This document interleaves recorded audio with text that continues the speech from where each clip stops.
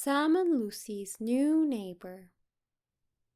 After a long trip, Sam and Lucy jumped out of the car and stretched their stiff legs. "We are finally here!" they cheered. "Why don't you two go discover the neighborhood? You can tell me all about it once you get back," their mother suggested. And with that, they waved goodbye and started on their adventure. There were many trees and birds, but there was only one thing that truly caught Sam and Lucy's eyes. "Look at the river," Lucy said. "It goes on and on and on," Sam replied. "Let's follow it." So they hopped and skipped along the river until they reached a bridge. "Whoa," Lucy gasped.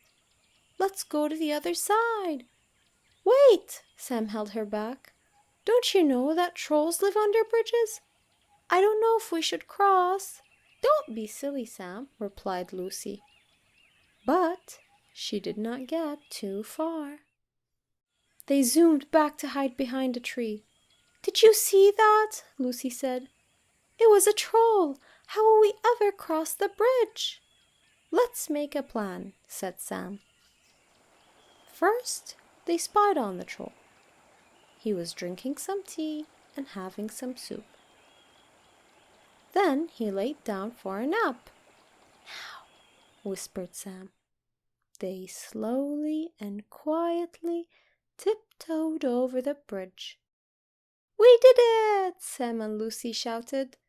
But their celebration did not last for long. They screamed at the top of their lungs. "Whoa!"